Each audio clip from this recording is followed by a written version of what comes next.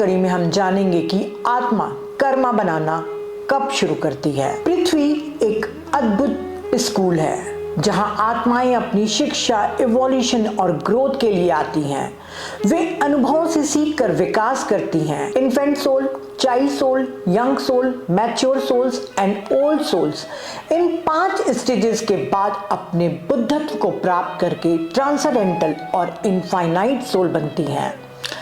Transcendental souls Sai Baba, मेहर बाबा, योगानंद, बाबा जी, Rumi, Saint Francis आदि हैं। और इनफाइनाइट सोल्स जीसस, बुद्धा और कृष्णा जैसे अवतार हैं। आत्मा को इन्फेंट से लेकर ओल्ड सोल्स तक इन सभी 5 चक्रों से गुजरना आवश्यक है। आत्मा किसी भी एक चक्र को छोड़कर जंप नहीं कर सकती। आत्मा के विकास के आधार पर पूरा चक्र औसतन 400 से 500 जीवन काल तक ले सकता है। थियोसॉफी इसको 777 जन्म में पूरा होना बताते हैं, पर यह पूरे जीवन काल का चक्र प्रत्येक आत्मा अपनी इच्छानुसार पूरा करती है। हालांकि विकास को तेज किया जा सकता है, पर आत्मा के लिए एक विशेष स्तर पर अटक जाना संभव है और फिर प्रगति में देरी हो सकती है। आत्महत्या एक ऐसी ही चीज है जिसके कारण आत्मा विशेष स्तर पर अटक जाती है। पृथ्वी की यह विशेषता है कि विभिन्न सोल स्टेजेस की आत्माएं एक साथ मिल जाती हैं। कभी कभी एक ही परिवार में एक साथ रहते हुए भी परस्पर विकास करती हैं। शुरुआती चरण में जब पृथ्वी में इन्फेंट सोल के रूप में आत्मा आती है, तब वो मुख्य रूप से बॉडी के डायमेंशंस में रहती है। वो अपने शरीर के साथ पहचान करती है। वो सर्वाइवल और प्रजनन यानी प्रोक्रिएशन पर ध्यान केंद्रित करती है। बॉडी लेवल पर आनंद और खुशी का अनुभव करती है। ज्यादा सुख भोगने की चाह में कर्म बनना शुरू हो जाता है। बेबी या चाइल्ड सोल ये माइंड के डायमेंशंस में अधिक रहती हैं, समाज के अनुसार जीती हैं। ये समाज के आज्ञाकारी बच्चे हैं। वे सामाजिक प्रवृत्तियों, संस्कृति, धर्म, राजनीति आदि का पालन करते हैं। वे आसानी से अपने सामाजिक दायरे और रुझानों से प्रभावित होते हैं। वे आंख बंद करके इसका अनुसरण करते हैं, जिसे हम कट्टरवाद भी कहते हैं। इस चक्र में कर्मों का जाल बढ़ता जाता है। यंग सोल्स, युवा आत्माएं बुद्धि के स्तर पर रहती हैं। वे यथासंभव अधिक से अधिक अनुभव प्राप्त करती हैं। वे प्रयास करते रहती हैं और भौतिक जगत में और फिजिकल वर्ल्ड में धन और सफलता को प्राप्त करती हैं। वे अपनी ताकत और इच्छा का परीक्षण करते हैं और इस प्रक्रिया में वे बहुत सारे कर्म बंधन बनाते हैं। इस स्तर पर उन्हें बहुत कुछ सीखना होता है। साथ ही उनका ध्यान हमेशा आई, मी, माई सेल्फ और माइंड पर होता है। वे महसूस भी करती है कि उनकी सफलता की अंधी दौड़ के कामों के कारण कुछ दुष्परिणाम भी हो रहे हैं, लेकिन वे उसकी जिम्मेदारी लेने को तैयार नहीं हैं, क्योंकि सफलता पाना ही उनका मुख्य उद्देश्य होता है। इन्फेंट, बेबी और यंग सोल, इन तीनों स्टेजेस में आत्मा का स्वार्थ प्रमुख होता है। इसीलिए कर्म का सबसे ज्यादा जाल इन्हीं स्टेजेस में बनता है। मैच्योर सोल्स, ये आत्मा के आयाम में रहती है। ये तब होता है जब आत्मा अंदर की ओर देखना शुरू कर देती है और उन चीजों को महत्व देना शुरू कर देती है जो बाहर नहीं है। जीवन शाश्वत सुख, आनंद और आत्मबोध की तलाश में जिया जाता है, जिसे नाम, प्रसिद्धि और पैसे से हासिल नहीं किया जा सकता। इस चक्र में कर्म ऋण का भुगतान शुरू हो जाता है। चक्र की शुरुआत में वे सभी संभावित आनंद के रास्ते खोजती हैं जो उन्हें अक्सर संगीत और कला में मिलता है। फिर वो ऐसी एक्टिविटीज में संलग्न होना शुरू हो जाती हैं जिनसे वित्तीय लाभ नहीं होता, जैसे सोशल और कम्युनिटी सर्विस, चैरिटी एक्सेट्रा। चक्र के अंत में वो काफी धर्मों, गुरुओं, आश्रमों की खोज शुरू करती हैं और अंतिम चरण तक पहुंचते हुए साधक बन जाती हैं, जो उन्हें शाश्वत आनंद की ओर ले जाता है। वो मेडिटेशन का भी अभ्यास करना शुरू कर देती हैं और आत्म साक्षात्कार की तलाश करती हैं और अंततः अगले स्तर पर बदलाव होता है। ओल्ड सोल्स, ये गॉड रियलाइजेशन में रहती हैं। वे रिसर्च, टीचिंग और स्पिरिचुअल सर्विस के मार्ग से गुजरती हैं। वे समझती हैं कि सब कुछ जुड़ा हुआ है। वे एकता की स्थिति में रहती हैं। इससे ज्ञान और करुणा जागृत होती है। वो कर्म के नियम, कॉज एंड इफेक्ट को समझने लगती हैं और अपने विचारों, वाणी और कार्यों के लिए पूरी जिम्मेदारी लेती हैं। इन्फेंट, चाइल्ड और यंग सोल्स बाहरी दुनिया यानी आउटर वर्ल्ड की यात्रा पर हैं। वे जो देखते हैं और उनका माइंड जो व्याख्या करता है उसके आधार पर ही सीखती हैं। ये सीखने का सुपरफिशियली रूप है।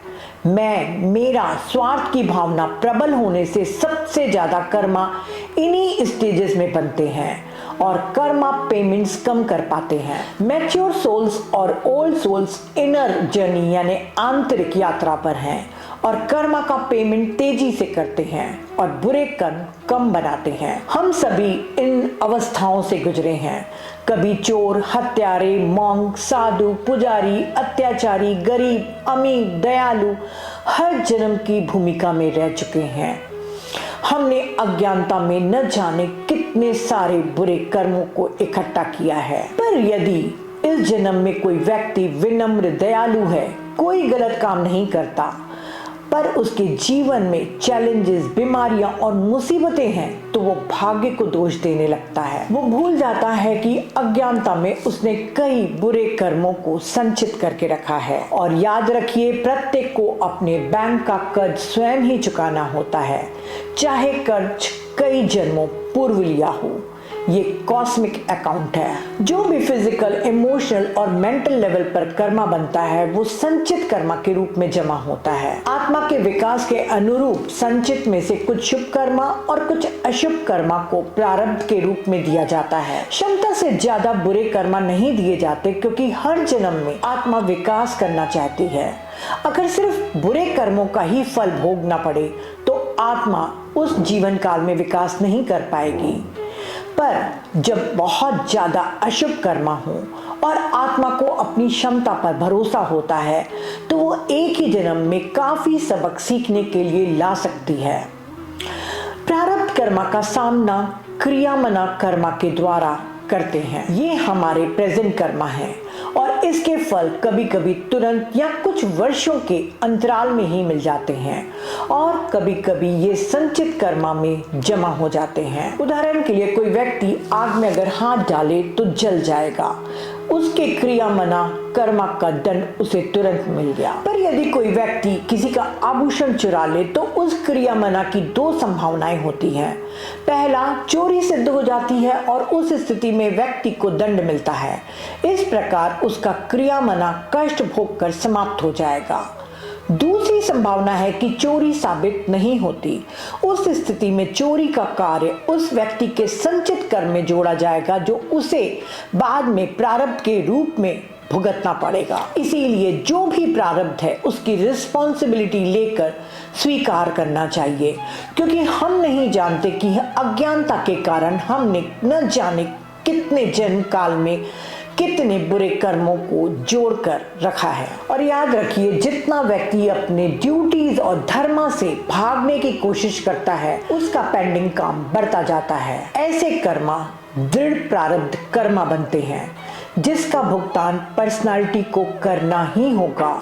ये वो कर्म हैं जो मेडिटेशन, सर्विस या किसी अन्य कारण से नष्ट नहीं किए जा सकते। उन्हें भोगना अनिवार्य होता है। पर कुछ कर्मा होते हैं जिनकी इंटेंसिटी कम होती है। वे हमारे अदृढ़ प्रारब्ध कर्मा के रूप में आते हैं। मेडिटेशन, सर्विस, थिंकिंग पैटर्न को बदलकर इनसे मुक्त हुआ जा सकता है। ऐसे ही प्रेजेंट कर्मा, आगामी कर्मा भी होते हैं, जिनका फल हमें हो सकता है अगले भविष्य के जन्मों में मिले। हम सभी के अनेकों जन्म हो चुके हैं। बहुत से शुभ और अशुभ कर्मों का लेखा जोखा प्रत्येक के पास है। यदि कोई चैलेंज और बीमारी है तो वो हमारे द्वारा ही क्रिएटेड है। हमारे पास फ्री विल है कि क्रियामना और आगामी कर्मों के द्वारा अपने कॉस्मिक डेप्थ को हम कम कर सकें। कब किए थे, क्या किए थे, जो ये भोगना पड़ रहा है, ऐसे व्यर्थ सवालों में स्वयं को मत उलझाइए। बुद्धा ने कहा है कि फल मिल रहा है, यानी कि बीज आपने कभी न कभी बोया था। The mark of your ignorance is the depth of your belief in injustice and tragedy. What the caterpillar calls the end of the world, the master calls the butterfly. आपकी अज्ञानता का प्रतीक अन्याय और ट्रेजेडी में आपकी विश्वास की गहराई है। जिसे कैटरपिलर दुनिया का अंत कहता है, मास्टर उसे तितली का जन्म लेना कहता है। कितना सुंदर रिचर्ड बाश ने कहा है। आध्यात्मिक दृष्टि से आत्मा प्रकृति की तरह ही अपने फिजिकल बॉडीज को नष्ट और नवीनीकृत करते रहती है। ये लगातार स्वेच्छा से नवीनीकरण, विस्तार और विकास के लिए एक शाश्वत चक्र में विभिन्न फिजिकल बॉडीज को बनाता और नष्ट करता है। यदि हम अपने चैलेंजेस को कैटरपिलर के दृष्टिकोण यानी कि अहंकार या पर्सनालिटी का सीमित दृष्टिकोण से देखें तो हमारे चैलेंजेस हमारे लिए ट्रेजेडी हैं, मुसीबतें हैं। अगर हम अपने चैलेंजेस को मास्टर के दृष्टिकोण से देखें तो हमारी ट्रेजेडी कोई ट्रेजेडी नहीं है। इसका अगर बिगर पिक्चर देखें तो हमारे कोई कार्मिक लेसन्स हैं। कुछ ब्रह्मांड में कभी भी अन्याय नहीं होता। हमने कभी न कभी बीज बोया होगा जिसकी फसल हमें अब काटनी पड़ रही है। तो अपने दृष्टिकोण को आत्मा के पर्सपेक्टिव से देखना शुरू करिए। तो फ्रेंड्स, आज हमने जाना कि अज्ञानता में हमने बहुत से बुरे कर्म कर लिए हैं, पर कहते हैं बेटर लेट देन नेवर। जब आज हमें कर्म सिद्धांत के बारे में इतना कुछ मालूम है तो क्यों न हम कॉन्शियसली जीवन जीना शुरू करें और गुड कर्मास को बढ़ाते जाएं। तो एक न एक दिन हम भी ट्रांसेंडेंटल सोल स्टेज तक पहुंच सकें। तो प्यार और शुभकामनाओं के साथ, थैंक यू।